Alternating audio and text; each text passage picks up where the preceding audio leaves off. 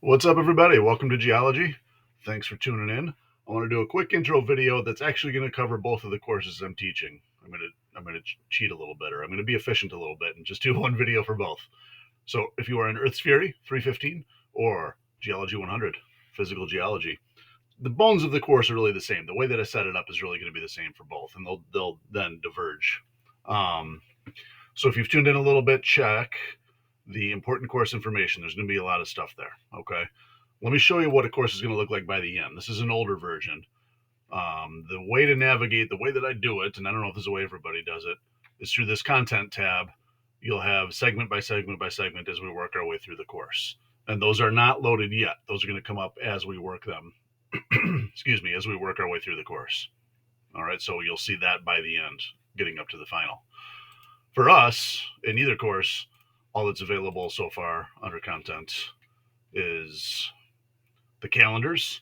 Those are slightly different for the two courses, so pay close attention to those, the syllabus, and then a little thing about who I am. Really pay close attention to these calendars, print them, make notifications in your phone, do whatever you got to do. People that manage to stay up with the course and get the assignments done, it's extremely rare, maybe even never, that they haven't made it through the course with a passing grade. The people that struggle are the people that fall way behind on this. So everything's already determined when all the quizzes are going to be. It's all there for you. So if you're 100, I did it two ways really. There's calendar form. You can look through that, and then again, the same thing is in Earth's Fury. Right. So I have these printed out right along the wall right here, and where I teach high school, they're printed and stuck to the wall right there. This will be what we go by, and I did the quizzes for both courses in red. They're slightly different because I do play with where I put the midterm. It's going to be slightly different for the two courses, but that's it's all good. And either way, you could do it with the schedule here. That's just written out with each segment, the dates, and when the quiz is going to be open, and when the midterm is going to be open.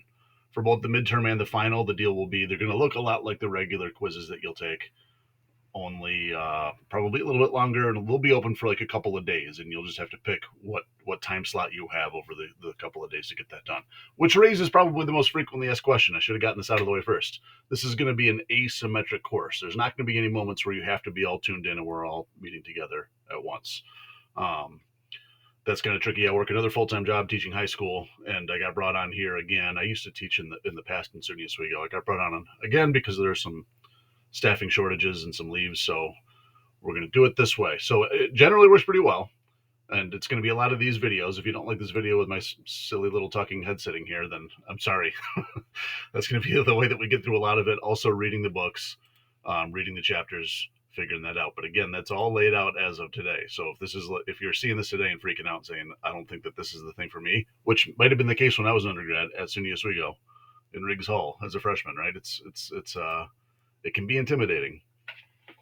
But if you think you can keep up with this on your own pace, people generally do pretty well for me in this course. All right. So please thoroughly read through all that, and then I'm going to open the 315 syllabus. There's minor differences between this and the 100, but really they're kind of the same thing.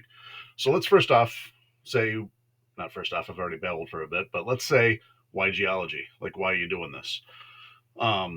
Once you learn this stuff, and if you go deeper and deeper and deeper, if you learn it for decades like I have, you'll still continue to learn stuff. But it's really the lens I look through at everything I look at every single day.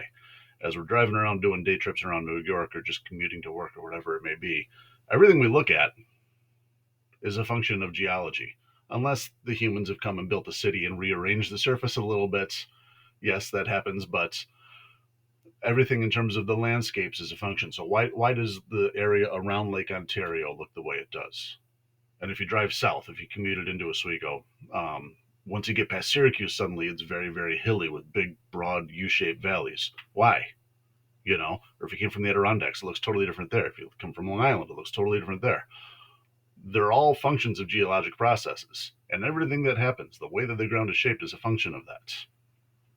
So how can we understand that through our incredibly short lifetimes? Even all of human history is a really incredibly short timeline compared to the history of the planet. And the history of the processes that made this planet look the way it does. So how can we just make these observations over a very short amount of time, use that to figure out what's gone on in the past, and then use that idea to like figure out how to live on this dynamic planet, right? It's like I often compare it to a spaceship, right? When the planet formed, it's a spaceship without a pilot, right? They ask the dinosaurs. It didn't work out for them in the end, though it did for a long, long time, right? But as we're spinning and spinning and spinning around the sun, and all of these things are happening tectonically and surface process wise, how can we get that? Like, we should really understand how this spaceship works. It's where we all live. There's no real hope of going somewhere totally different. So if we're going to figure out how to like have this spaceship keep working for a little while, we all got to like collectively figure out some of the basics on how it works, right?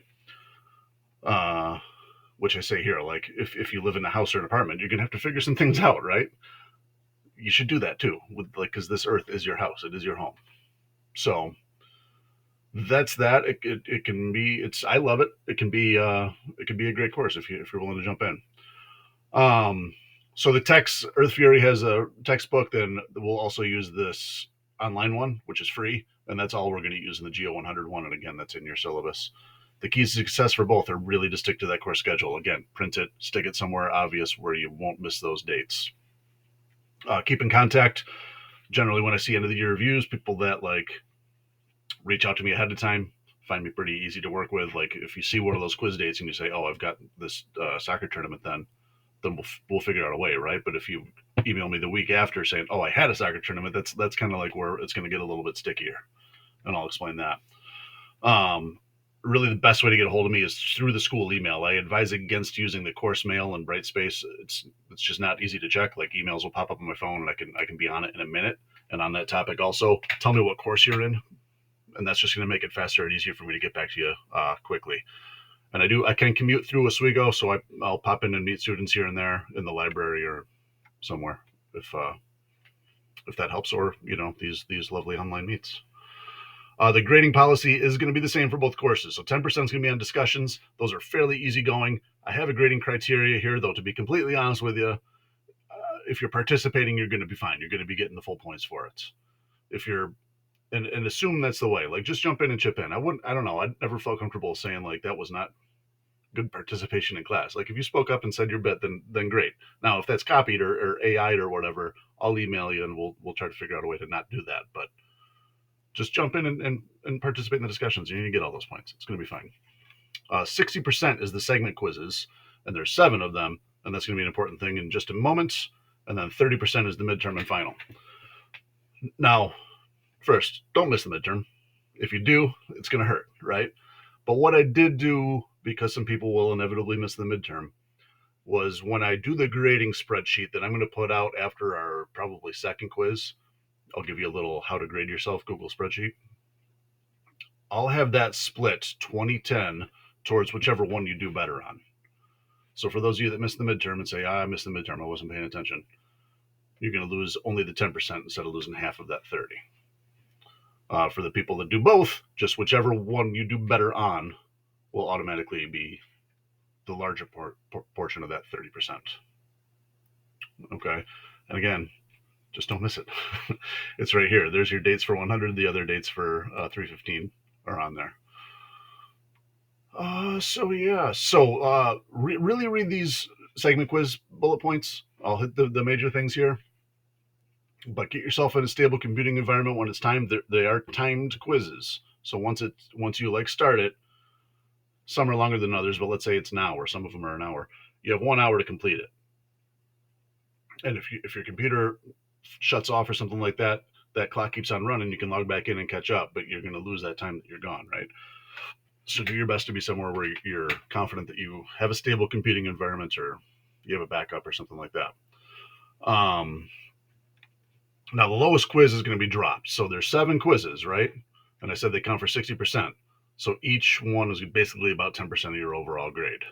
And the reason that I have everybody gets one drop is because, I mean, I know things happen, right? But it's always been difficult for me to say, like, people will say, "Oh, I missed the quiz because of blah blah blah." Like I have a hard time saying, "Oh, that's a legitimate excuse," or "That's not." I had somebody say they had too bad of a sunburn to do the quiz. Is that legitimate? Or sad stuff happens, deaths in families and things like that. It's uncomfortable or difficult or impossible for me to be like the arbiter and say that that one's legitimate, that one's not. So everybody gets one for free. Maybe you're having a rough day. Maybe you just didn't do too well on that one. Maybe you forgot. Maybe you missed it entirely. All the excuses. And there's a whole bunch that I've gotten through the years. That's what that one drop is for, right? If you miss a second one, then your grade is going to start to come down a little bit. And if you manage to make it through all of the course quizzes, then just the lowest one, whichever one you did worst on, will drop. That's my. I hold the line on that because I think that's the best way to be fair to everybody on it. All right, but the midterm and final, again, you're going to want to make sure that you get those done because they're higher in points, and neither one gets dropped. Though I do that little bit of a sliding scale to help out with those two, and the rest of the usual stuff. So yeah, I think that's probably a good start. So look, after you watch this video, and I really appreciate that you did. Um, this way, you won't be emailing me saying I'm going to miss this quiz because of a sunburn. Um, I'll get more stuff loaded into module 1 right here. We'll get that added in. The first week tends to be pretty easy. So if you can do for the first day or two, Monday, Tuesday, read through that stuff, get a basis, get a feeling for the course, get a hold of the books, get yourself lined up with that. I'll put the first set of stuff up today, and we'll be off and running. So welcome. Hope that works well for everybody. Shoot me an email with any questions, and we will talk to you all soon. Take care.